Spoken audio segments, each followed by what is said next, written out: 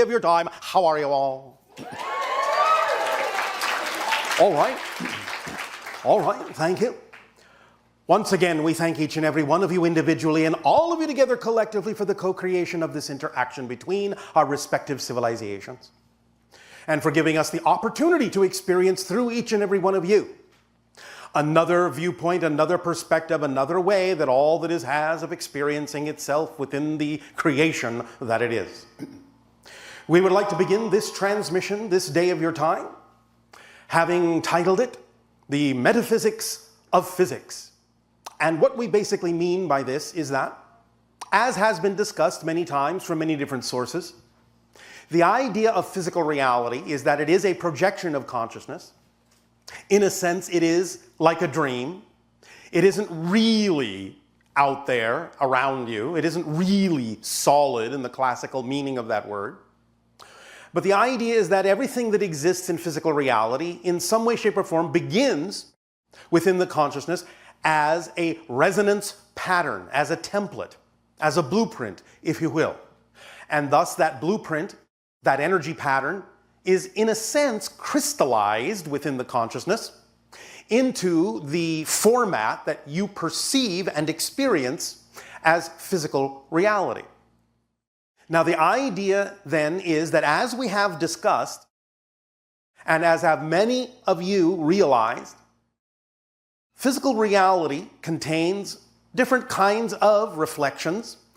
The basic ones you would generally say are the positive and the negative, but then there is also the neutral, which is what makes physical reality not a duality, but a trinity. There is always the middle part, always the balance point. This is energetically what allows you to create the reality you prefer, because there is always going to be a way in which you can blend and balance the positive, the negative, coming from the neutral place, in order to generate whatever kind of an experience that you prefer or that you chose as a theme of exploration. But how this idea of the neutral place and the positive and negative energies that exist or are experienced within physical reality express themselves in the physical reality is quite fascinating. The idea of what you consider to be matter and the constituents of matter that make up your physical reality, what you would call the subatomic particles, so on and so forth, also do express this idea of the Trinity within their basic fundamental structure.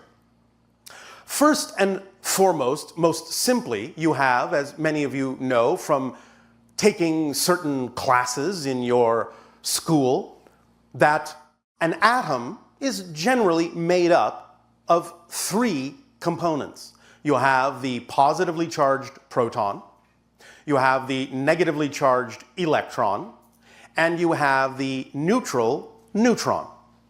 Aptly named, don't you think? However, what you may not realize is how apt this structure is, how expressive it is in a very specific and precise way to the idea of the energy patterns that we've already described. Many of you may not realize that a neutron, if, shall we say, left to its own devices, a free neutron not connected within an atomic structure, actually breaks down into a proton and an electron. So the idea is that the neutral particle is neutral because it is made up of, in a sense, positive charges, negative charges, and it expresses these things and manifests these things as the two seemingly opposite elementary particles of the proton and the electron. And because it contains both charges, that's why it is also able to be attracted to the proton or attract a proton to it, as well as the electron, because the neutron, shall we say, has kind of layers to it energetically. Now, understand, of course, what we are saying is somewhat euphemistic, but it's a good way to illustrate the point. The neutron, being neutral because it contains both charges, does this in a particular way, sort of like a layer cake. Because the proton cannot be attracted to another positively charged particle easily, the neutron must attract it. If it is to attract it at all, it must have some kind of a charge with which to do so. So the skin of the neutron, so to speak, is actually negatively charged to attract the proton. But it is also in its body positively charged to also attract the electron. So it does double duty in that way and creates and gives structure to the concept that you call the atom. Now, because it is able to break down into the proton and the electron and a few other things we won't go into right now that are, for the purpose of this illustration, somewhat superfluous, you begin to get the understanding that the neutron, in a sense, is a little bit bigger than both of them. It has, in your scientific terminology, more mass than the proton. Way more mass than the electron, of course. But it contains both, so it has to, in a sense, be more massive than both, so that when it breaks down, there is a sufficient amount of mass to express the proton and the electron. So the idea of the neutral state, energetically speaking, in your life, in your experience as a state of being, is similar. The idea is that the neutral state contains the potential for both a positive and a negative experience based on the meaning that you give to the neutral situation that is there to begin with. Now, in another transmission coming up in what you would call your near future, we're going to go more deeply into the idea of exactly what we mean when we talk about fundamental neutral states. For that transmission will help you understand how to identify neutral states more clearly and thus be more capable of infusing them with the positive or negative meaning that will then result in the idea of a positive or negative experience. But for now, it is sufficient to understand that this neutral state, like the neutron, contains the potential for both, and it is actually exemplified in physical reality by the very fact that the neutron itself is capable of breaking down into both physically. Now, let's look a little bit at the electron. The electron is representative of the idea of the negative energy, and of course, when we talk about it as an energetic state, we're simply talking about the idea of that which is disconnective, dissociative, segregative, so to speak, whereas when we talk about the positive energy, we're talking about things that are integrative, expansive, connective, so to speak, as a mechanism. But also what's associated with the negative energy that we have discussed many times with many of you are the idea of negative beliefs. As we have said, belief systems, both positive and negative, must do something to perpetuate themselves because they're not really real. Physical reality is not really real. In a sense, it's a projection, it's a dream, it's an illusion. So the belief systems are designed to perpetuate themselves in such a manner as to make it seem as if the reality that they depict, the definition of reality that they depict, is actually real, so that you can have an actual solid physical experience. But when it comes to the idea of positive beliefs, the positive beliefs are reflecting to you the true nature of your being, the true, powerful, self-empowered, creative, loving nature of your spirit, of your being, of your essence, of your existence. The negative belief systems, in a sense, have to work much harder than the positive beliefs to get you to buy into a scenario that is fundamentally not true about you. Because you are basically creative, positive beings, essentially. So in order to get you to have an experience that is negative, it has to tell you things that are fundamentally lies about yourself, and it has to reinforce those lies with every trick in the book that it can muster, every tool in its kit. Otherwise, you would see right through the smoke and mirrors and know that it is just an illusion, and that what the negative beliefs are telling you about yourself has to be, by definition, false. So let's look now at the correlation, at the analogy in the electron. The idea of the atomic structure, as you understand it in your society now, is not so much the exact classical representation of a tiny little particle orbiting around the nucleus in a very clean sort of way, like a planet around a sun. No.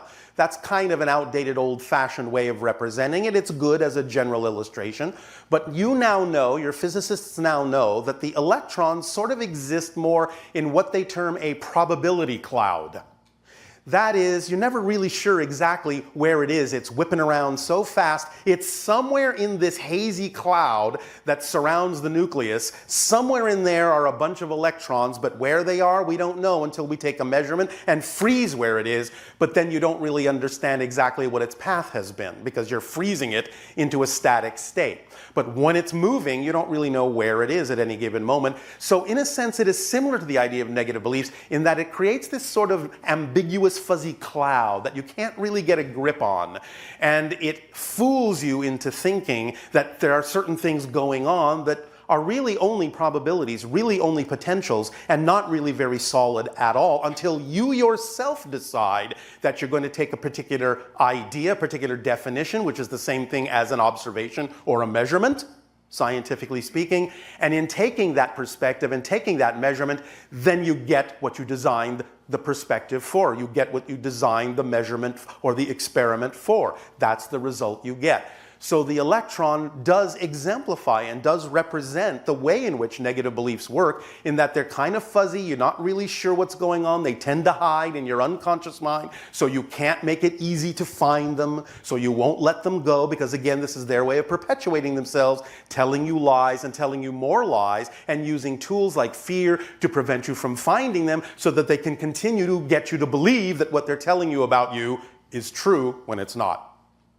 So that is a general correlation, whereas the idea of the proton, being the positively charged thing, being in a sense more easily observed because it is the very nature of the element you're looking at itself, it is the very identifying energy of the elements themselves, then it's easy for you to see that directly. It doesn't have to hide, it doesn't have to confuse you, it doesn't have to fool you one way or the other. It is just telling you what you are. It is telling you what is. It is showing you your nature.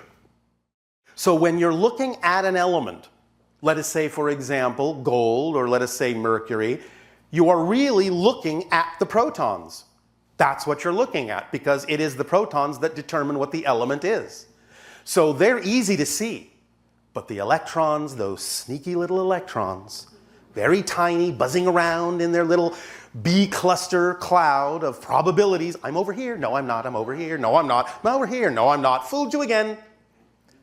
Shows you a direct correlation between the idea of the way the energy states themselves exist and the way that they actually crystallize down through your consciousness into the expression you call physical materiality.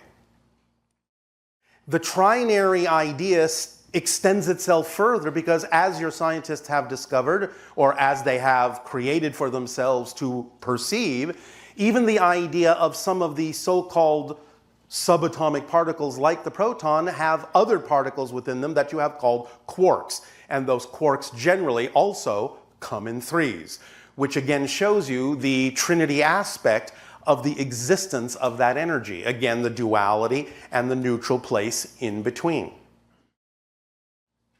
This does not have to be completely absorbed at this time in this way. You don't necessarily have to have any kind of a physics degree to absorb and understand this. It is simply something for your consciousness to look at with curiosity, let it sink in, and let the idea of the energy states and the structures that they appear to create that you call physical reality have a lot to do with each other, are really just different expressions of the same thing.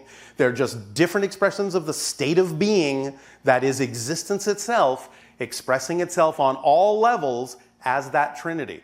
The only level on which such trinities don't exist or dualities exist is what we would call the one. That is the homogeneous one state where there is no differentiation whatsoever, but because there is no differentiation, there is also no experience, no awareness. It takes the all that is to be aware of itself. It's the first reflection to itself that there is the appearance of an other that creates that idea that starts splitting into the, well, there is this, and there is that, and there is this relationship in the middle. So really, the neutron and the neutral state, that give rise to the experience of the positive and negative sides, the proton, the electron. The neutron itself and the neutral state is actually more precisely the reality that you call reality. Whereas the projections that come from it are the reflective illusions based on the information you have put into it, such as a positive meaning or a negative meaning, a positive definition or a negative definition. But the neutron and the neutral state is actually what you are as an existence, as a reality, and everything is contained within it, and everything can be expressed from it. Does that make sense to you? Yeah. All right. So, just let that sink in. It's a little bit of physics fun. At this time, in return for the gift that you have given us in allowing us to experience each and every one of you, I ask now, how may we be of service to you? You may begin, if you wish, with your questions and dialogue.